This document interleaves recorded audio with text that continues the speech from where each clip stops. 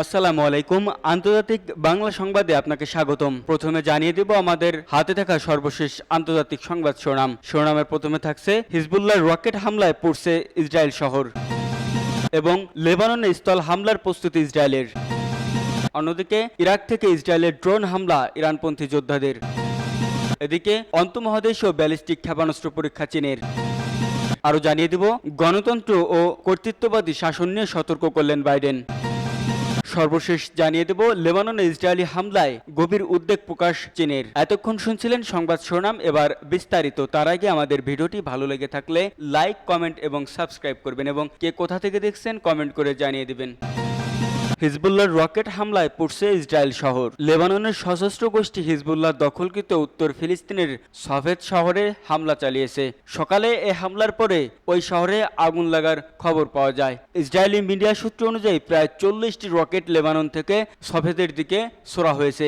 এর আগে বুধবার সকালে হিজবুল্লাহর এক বিবৃতিতে জানায় যে তাদের বাহিনী তেল আবিবে উপকণ্ঠে মোসাদের ইসরায়েলের গোয়েন্দা সংস্থা একটি সদর দপ্তরে হামলা চালিয়েছে। তারা মোসাদের ওই ঘাটির বিরুদ্ধে একটি গাদির এক ব্যালিস্টিক ক্ষেপণাস্ত্র ব্যবহার করার দাবি করেছে। হিজবুল্লাহ গত বছরের 8 অক্টোবর থেকে নিয়মিতভাবে ইসরায়েলের সামরিক অবস্থানের বিরুদ্ধে হামলা চালিয়ে আসছে, যা গাজা এবং দক্ষিণ লেবাননের বিরুদ্ধে ইসরায়েলি দখলদারিত্বের প্রতিশোধ হিসেবে বিবেচিত হচ্ছে।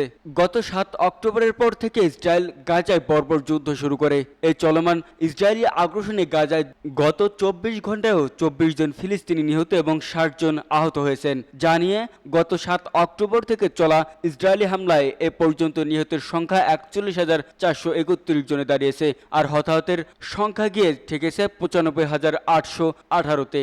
ইসরায়েল গাজায় 2 মিলিয়নেরও বেশি ফিলিস্তিনির উপর সম্পূর্ণ অবরোধ আরোপ করেছে, যার ফলে জ্বালানি, বিদ্যুৎ, খাদ্য এবং পানির সরবরাহ বন্ধ হয়ে পুরো উপত্যকা এখন বধ্যভূমিতে পরিণত হয়েছে।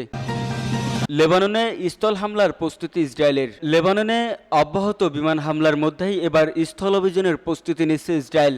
সম্ভাব্য স্থল অভিযানের অংশ হিসেবে উত্তর ইসরায়েল সামরিক বাহিনীর চলমান মহড়া পরিদর্শন করছেন দেশটির প্রতিরক্ষামন্ত্রী ইয়োভ গ্যালান্ট। ফিলিস্তিনের গাজায় স্থল অভিযানের আগে নির্বিচার বিমান হামলা চালিয়েছে ইসরায়েল। ইসরায়েলের একটি সরকারি সম্প্রচার মাধ্যম বলছে, লেবাননে সম্ভাব্য স্থল অভিযানের প্রস্তুতি নিচ্ছে ইসরায়েলের সামরিক বাহিনী। স্থল অভিযানের জন্য মহড়ায় অংশ নেওয়া সেনাদের সঙ্গে দেখা করেছে প্রতিরক্ষামন্ত্রী।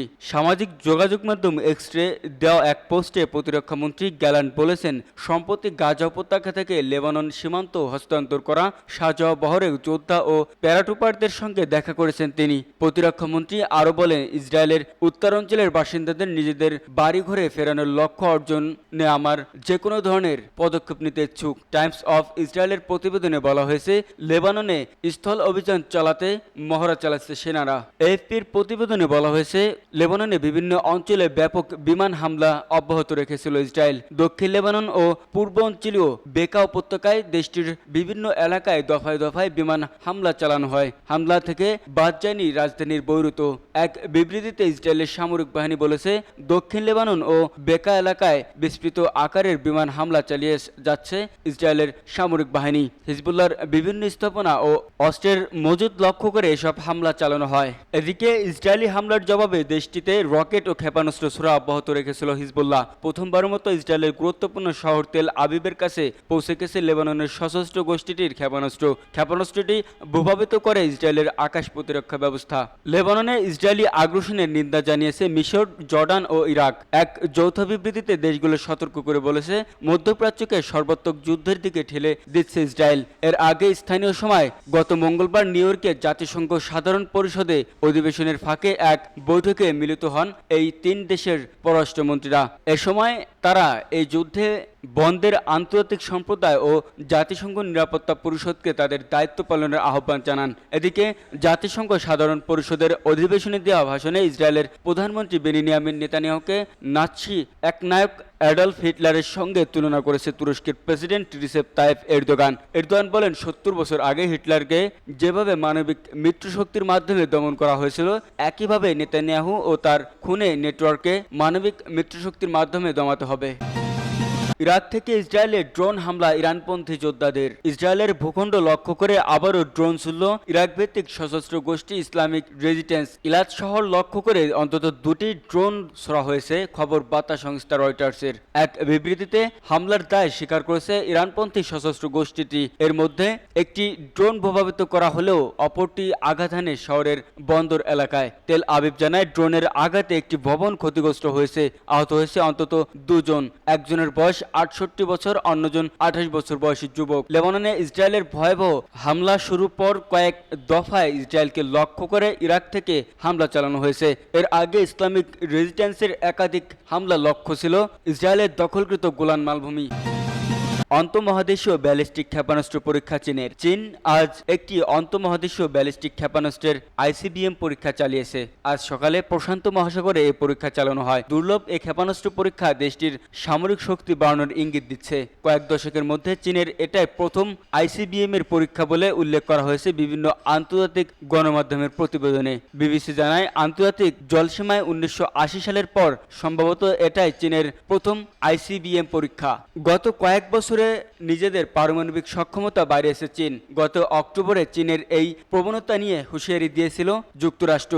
বেইজিং নিজেদের ধারণার চেয়ে বেশি দ্রুতগতিতে পারমাণবিক সক্ষমতা বাড়াচ্ছে বলে মনে করেন ওয়াশিংটন। 2023 সালের মে মাস পর্যন্ত চীনের 500 এর বেশি কর্মক্ষম পারমাণবিক ওয়ারহেড ছিল বলে জানা গেছে। 2023 সালের মধ্যে তা 1000 ছাড়িয়ে যাবে বলে ধারণা করা হচ্ছে। আন্তঃমহাদেশীয় ক্ষেপণাস্ত্র পরীক্ষা সম্পর্কে এক বিবৃতিতে চীনের প্রতিরক্ষা মন্ত্রণালয় জানায় রকেট বাহিনী আইসিবিএমটি ছুড়েছেন প্রশান্ত মহাসাগরে 25 সেপ্টেম্বর সকাল 8টা 44 ছোড়া একটি নকল ওয়ারহেড ছিল।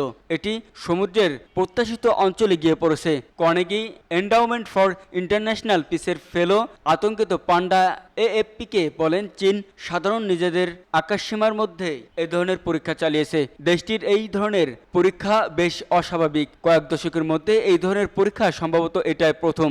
এ ধরনের পরীক্ষা এতটাই প্রমাণ করে যে চীন আধুনিক পারমাণবিক নতুন শর্তসমূহ পূরণ করেছে। কিন্তু আজকের আইবিসিএম পরীক্ষাকে নিজেদের বার্ষিক প্রশিক্ষণ পরিকল্পনার রুটিনের অংশ বলে উল্লেখ করেছে চীনের প্রতিরক্ষা মন্ত্রণালয়। তারা জানায় এটি আন্তর্জাতিক আইন ও আচরণ মেনেই করা হয়েছে। কোনো দেশ বা লক্ষ্যবস্তুকে উদ্দেশ্য করে এই পরীক্ষা পরিচালনা করা হয়নি। পারমাণবিক অস্ত্রের নিয়ন্ত্রণ নিয়ে গত বছরের নভেম্বরে এক দুর্লভ আলোচনা শুরু করেছিল যুক্তরাষ্ট্র ও চীন। তখন মার্কিন প্রেসিডেন্ট জো বাইডেন ও চীনা প্রেসিডেন্ট শি জিনপিং এর বৈঠককে সামনে রেখে উভয় দেশের মধ্যে অবিশ্বাস কমিয়ে আনতে এই আলোচনা শুরু করা হয়েছিল। গত জুলাইয়ে ওয়াশিংটনের সঙ্গে পারমাণবিক অস্ত্র নিষ্ক্রিয়করণ সংক্রান্ত আলোচনা স্থগিত ঘোষণা দেয় বেইজিং। যুক্তরাষ্ট্র তাইওয়ানকে অস্ত্র বিক্রি করায় এই ধরনের সিদ্ধান্ত নেওয়া হয়েছে বলে জানিয়েছিল চীন। স্টকহোম ভিত্তিক ইন্টারন্যাশনাল পিস রিসার্চ ইনস্টিটিউটের SIPRI তথ্যমতে ওয়ারহেড থাকার দিক থেকে চীন বিশ্বে তৃতীয়। সবচেয়ে বেশি ওয়ারহেড রয়েছে রাশিয়ার, এরপর যুক্তরাষ্ট্র। চলতি বছর নিজেদের প্রতিরক্ষা বাজেট বাড়িয়ে 7.2% ঘোষণা দিয়েছে চীন। এটি বিশ্বের দ্বিতীয় সর্বোচ্চ সামরিক প্রতিরক্ষা বাজেট। গণতন্ত্র ও কর্তৃত্ববাদী শাসন নিয়ে সতর্ক করলেন বাইডেন। বিশ্বজুড়ে গণতন্ত্রের জন্য হুমকি বাড়ছে। কর্তৃত্ববাদী শাসকেরা যে কোনো মূল্যে হোক ক্ষমতা আঁকড়ে ধরে রাখতে চায়। এ মন্তব্য করে এইসব বিষয়ে বিশ্ব নেতাদের সতর্ক থাকার আহ্বান জানিয়েছেন যুক্তরাষ্ট্রের প্রেসিডেন্ট জো বাইডেন। স্থানীয় সময় নিউ ইয়র্কের জাতিসংঘ সদর দপ্তরে সাধারণ পরিষদের অধিবেশনে মার্কিন প্রেসিডেন্ট হিসেবে বিদায়ী ভাষণে এ আহ্বান জানান তিনি। জো বাইডেন তার ভাষণে বলেন, আমি সমবেত বিশ্ব নেতাদের উদ্দেশ্যে বলতে চাই, আপনারা একটি বিষয় ভুলে যাবেন না যে কিছু বিষয় আছে যা ক্ষমতা আঁকড়ে ধরে রাখার চেয়েও গুরুত্বপূর্ণ। বিশ্বজুড়ে গণতন্ত্রের জন্য হুমকি বাড়ছে মন্তব্য করে বাইডেন বলেন, আমি আমার কাজ যত ভালোবাসি ঠিক ততটাই আমার দেশকে ভালোবাসি।